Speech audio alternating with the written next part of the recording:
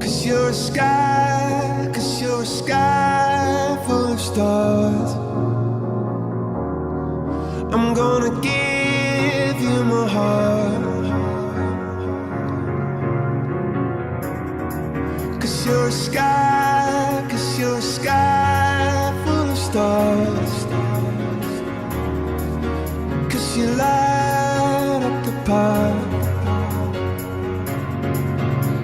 Tujuan yang dinyatakan oleh IFRS Foundation dan IASB adalah untuk mengembangkan untuk kepentingan umum satu set standar pelaporan keuangan yang berkualitas tinggi, dapat dimengerti, dipaksakan, dan diterima secara global berdasarkan prinsip-prinsip yang jelas. Asal-usul dan sejarah IASB. Dua model akuntansi atau pelaporan keuangan yang untuk perpajakan dan untuk pasar modal. 1. Perpajakan atau tax assessment. Relationship between individual company with state tahun 1673 Continental Europe. Peraturan mengenai annual fair value statement untuk melindungi ekonomi dari kebangkrutan. Yang kedua, tahun 1807 Napoleonic Commercial Code. Metode regulasi ekonomi berkembang pesat karena usaha Napoleon. Yang ketiga, tahun 1870 pengembangan Napoleonic Commercial Code oleh Jerman setelah unifikasi.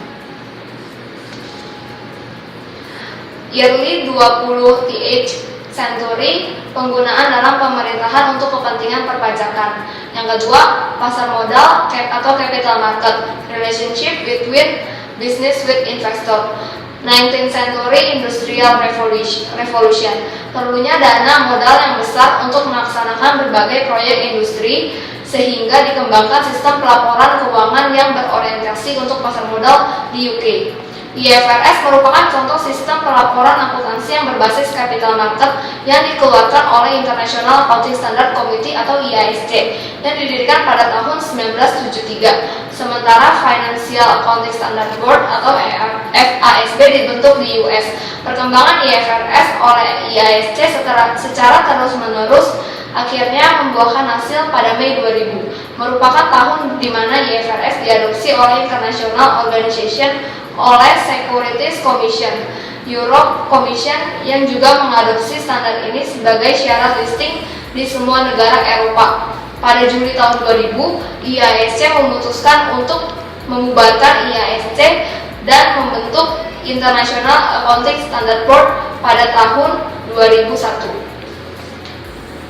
The current structure. Struktur formal di tahun 2000 memiliki dasar standar IFRS perusahaan Delaware. Sebagai kunci, IASC Foundation, wakil dan lembaga IFRS memiliki tanggung jawab untuk menggalang dana dan mengatur standar finansial dan tanggung jawab dalam penunjukan anggota untuk IASB, IFRIC, dan AC.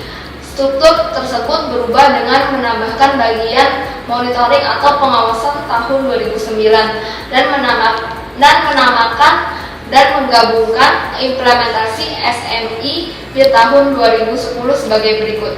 IFRS Foundation terdiri atas trustees yang memiliki tanggung jawab 1. Menggalang dana dan 2. Mengangkat anggota IASB, IFRIC, dan SEC. Terdiri dari IOSCO, IC, GFSA, dan CC.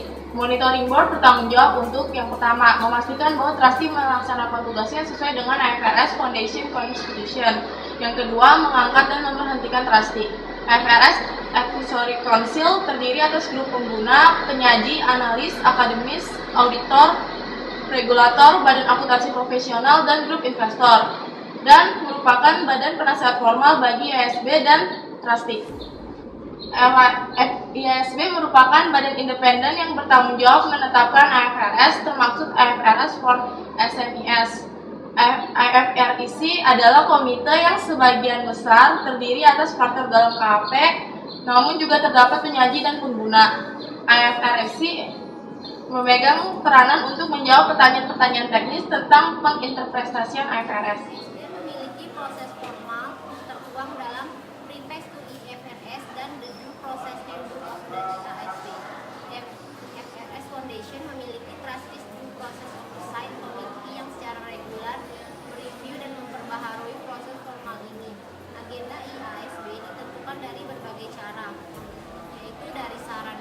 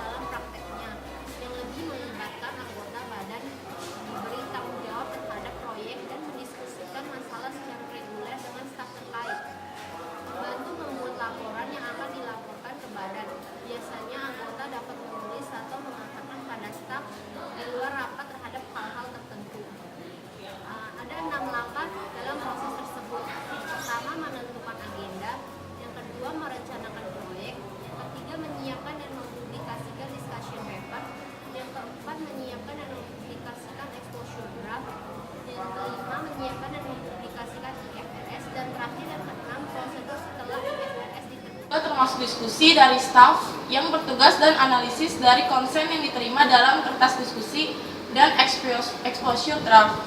Kerangka sebelum pemungutan suara biasanya merupakan subjek review eksternal. Kerangka yang mendekati final juga diterbitkan pada website tertentu. Jika sudah selesai, maka pemungutan suara final dilakukan. Pemungutan suara final dilakukan secara rahasia, sedangkan prosesnya cukup terbuka dengan pihak luar. Dapat menimbulkan dari website IASB dan menghadiri rapatnya jika mereka mau. Perubahan formal dari staf dan badan hari ke hari tidak dipublikasikan dengan rapat yang terkait strategi dan keputusan administratif. Proses dapat disesuaikan berdasarkan berbagai kondisi. Badan bisa tidak menentukan untuk mengeluarkan kertas diskusi atau exposure draft. IASB juga memiliki rapat regulator dengan analis representatif grup dan global prepare forum dengan lainnya. Grup yang spesial seperti Financial Crisis Advisory Group dibuat dari waktu ke waktu. Grup yang bekerja secara formal dibuat untuk proyek utama untuk menyediakan tambahan input praktikal dan keahlian. Selain itu, IASB juga menyediakan konsultasi publik seperti diskusi. IASB menyertakan para pengguna seperti investor, analisis, regulator, dan lain-lain. Revisi dari pedoman tersebut memiliki penalaran untuk berurusan dengan tanggung jawab dari kesalahan yang ada. Kerja dari IASB dibagi menjadi pengembangan dan perbaikan dalam IFRS. Program penelitian juga menjadi dasar pengembangan standar setiap bagian dari proyek tersebut, termasuk analisis efek dari keuntungan dan biaya dari masalah. Meskipun IASC dan FASB dibentuk hampir serentak, FASB mengabaikan IASB sampai tahun 90-an. FASB hanya tertarik kepada IASC sejak IASC mulai bekerja sama dengan IOSCO, yaitu suatu badan di bawah SEC. Pada tahun 2000, IOSCO menerima IFRS sebagai standar ini, yang pada awalnya hanya diterapkan pada perusahaan asing yang listing di US. Namun SEC memilih untuk melakukan konvergensi sehingga tidak diperlukan rekonsiliasi. Hal ini menjadi awal konvergensi antara US GAAP dengan IFRS. Hubungan FASB dengan IASC mulai membaik sejak IASC merestrukturisasi diri menjadi IASB. IASB dan FASB melakukan beberapa pertemuan dan akhirnya menandatangani Norwalk Agreement pada tahun 2002 yang berisikan program-program konvergensi bagi standar pelaporan mereka. Pada tahun 2006 dan 2008 ditandatangani MOU di antara mereka yang bertujuan untuk mengharmonisasi agenda-agenda pertemuan mereka dalam membahas konvergensi ini, seperti konsolidasi, pengukuran nilai wajar, instrumen finansial, leasing, kontrak asuransi, dan hal-hal lainnya. Namun masalah konvergensi lain tetap ada, terutama perbedaan antara US GAAP dan IFRS, di mana US GAAP merupakan rule based, sedangkan IFRS merupakan principle based. Karena itu pada akhir 2008, SEC mengajukan roadmap untuk mulai mengadopsi IFRS. Pada Maret 2010, SEC menyatakan bahwa mereka telah mengembangkan suatu work plan untuk meningkatkan pemahaman akan tujuan SEC dan transparan publik mengenai penyatuan dengan IFRS. Berikutnya mengenai IASB dan Eropa. Hubungan IASB dan Eropa dimulai ketika European Commission atau SEC ingin menggunakan IFRS sebagai persyaratan bagi perusahaan yang listing di EU pada awal tahun 2005. Sebelumnya sebagai mediator antara EU dan IASB dibentuk European Financial Reporting Advisory Group atau IFRAG pada tahun 2001. Perkembangan IFRS di EU tidak semulus yang diperkirakan, namun IASB terus-menerus menyempurnakan IFRS sampai saat ini berdasarkan saran-saran EU melalui IFRAG. Berikutnya mengenai IFRS Form SMIs. IFRS Form SMIs ini diterbitkan pada Juli 2009 yang bertujuan untuk mengurangi beban pelaporan keuangan bagi entitas kecil dan menengah. IFRS Form SMIs ini ditujukan bagi entitas yang tidak memiliki akuntabilitas publik. Suatu entitas yang memiliki akuntabilitas publik dan karena itu harus menggunakan full salah satu kondisi berikut. 1. Menerbitkan debt securities dari masyarakat. 2. Memegang aset fidusial sebagai tujuan utama bisnisnya untuk sekelompok orang luas. Contohnya bank, perusahaan asuransi, perusahaan sekuritas, dana pensiun, reksadana, dan investment bank. Stars. I'm gonna give. Dalam chapter 2 ini, kita membahas conceptual framework. Pendahuluannya adalah IASB mewarisi framework for the preparation and presentation of financial statement yang dikeluarkan oleh IASC pada Juli 1998. Conceptual framework ini diturunkan terutama dari US Conceptual Framework. Sejak 2005, IASB dan VASB meninjau kembali conceptual framework mereka masing-masing untuk membangun suatu kerangka umum yang dapat digunakan dalam mengembangkan standar akuntansi dengan cara memperbaiki, memperbarui, dan mengembangkan framework masing-masing.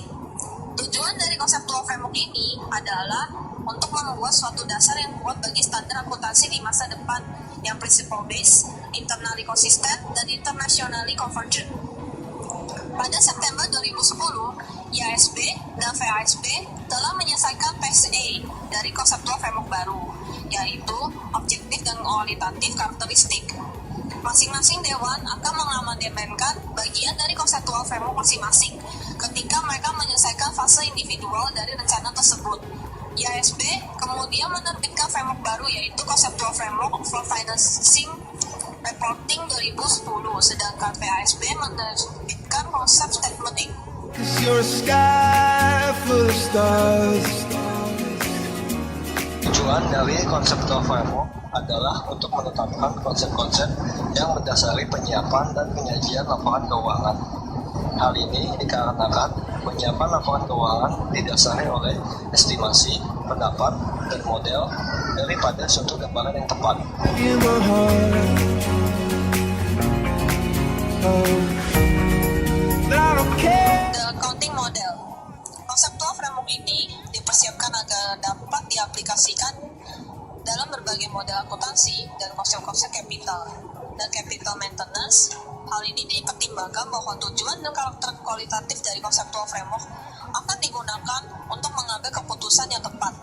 Think I see Menyediakan informasi finansial tentang entitas pelapor yang berguna bagi investor, baik yang sudah ada maupun potensial, kreditor, dan kreditor lainnya, dalam pengambilan keputusan mengenai penyediaan sumber daya bagi entitas.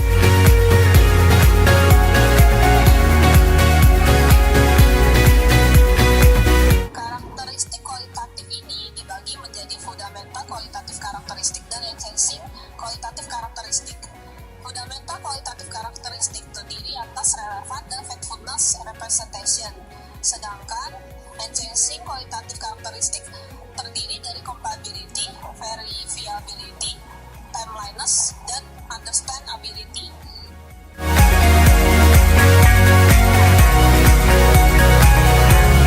Karakteristik kualitatif fundamental yang pertama ialah relevan, yaitu informasi finansial mampu membuat suatu perbedaan dalam pengambilan keputusan, yaitu memiliki predictive value dan confirmatory value.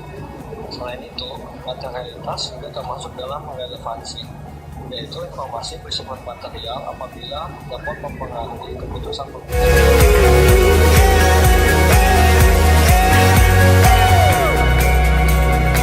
Fundamental kualitatif karakteristik selanjutnya adalah factful representation, yaitu menggambarkan fenomena yang digambarkan sesuai dengan keadaan yang sebenarnya.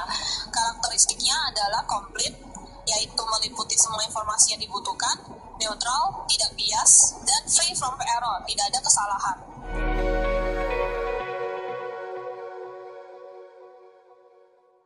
Karakteristik kualitatif enhancing yang pertama ialah comparability, yaitu mengacu pada kemampuan untuk mengidentifikasi persamaan dan perbedaan antara item laporan keuangan. Konsistensi mendukung comparability. 'Cause you're a sky full of stars. Enhancing kualitatif karakteristik selanjutnya adalah verifiability, membantu meyakinkan pengguna bahwa informasi yang disajikan menggambarkan keadaan yang sebenarnya dari fenomena ekonomi ekonomi yang digambarkan. Cause you're a sky full of stars. Happiness adalah informasi yang disajikan pada waktu yang tepat sehingga mampu mempengaruhi keputusan. I don't care, go on and tear me apart. Enhancing kualitatif karakteristik yang terakhir adalah understandability, adalah mengklasifikasikan, menggambarkan, dan menyajikan informasi secara jelas dan ringkas. Cause in the sky full of stars. I think Constraint merupakan kendala mengenai penyajian informasi dalam laporan keuangan yang berguna. Pertanyaannya, apakah keuntungan dari penyajian informasi melebihi biaya penyajian dan penggunaan informasi tersebut?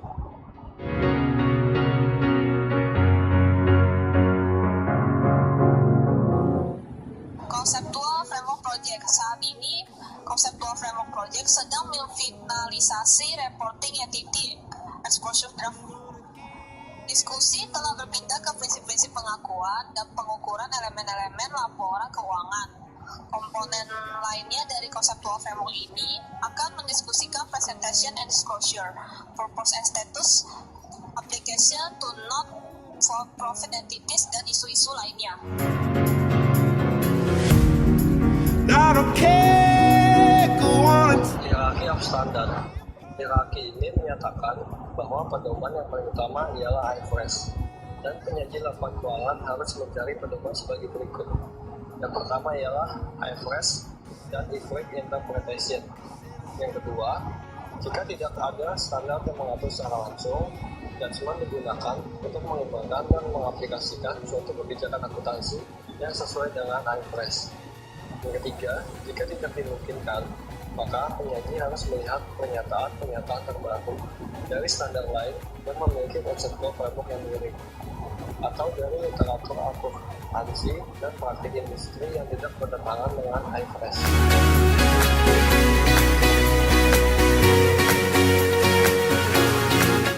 IFRS Practice Statement Management Commentary. Sifat dan ruang lingkupnya adalah practice statement menyediakan suatu framework yang luas dan tidak mengikat untuk menyajikan laporan naratif yang menyertai laporan keuangan yang disajikan sesuai dengan IFRS. Sedangkan manajemen komentari adalah suatu laporan naratif yang menyajikan konten dalam posisi keuangan, kinerja finansial, dan arus kas entitas yang perlu diinterpretasikan. Manajemen juga dapat menjelaskan tujuan dan strategi yang digunakan untuk mencapai tujuan tersebut. Practice segment ini mengatur prinsip-prinsip, elemen, dan karakteristik kualitatif dari informasi yang berguna dalam manajemen komentari. I don't care if you do.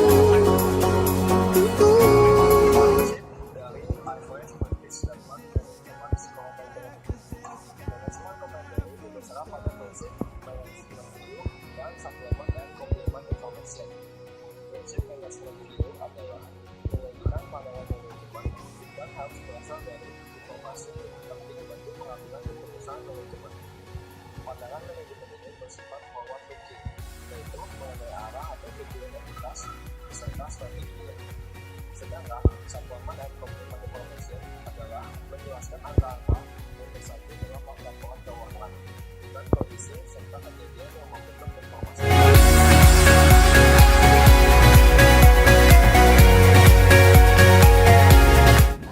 Karakteristik kualitatif. Fundamental kualitatif karakteristik ditetapkan dan enhancing kualitatif karakteristik harus dimaksimalkan. Manajemen harus menyajikan semua informasi material dalam manajemen komentari.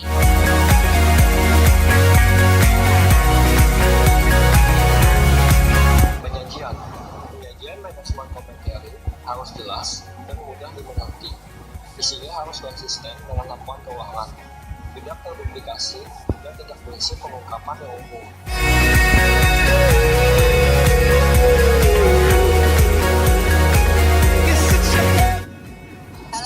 Elemen utama yang harus ada. Pertama, sifat bisnis atau sifat usaha. Kedua, tujuan manajemen dan strategi pencapaiannya. Ketiga, sumber, resiko, dan hubungan terbesar atau utama. Dan keempat, hasil operasi entitas dan prospek ke depan. Terakhir, pengukuran dan indikator kinerja penting yang digunakan manajemen dalam mengevaluasi kinerja.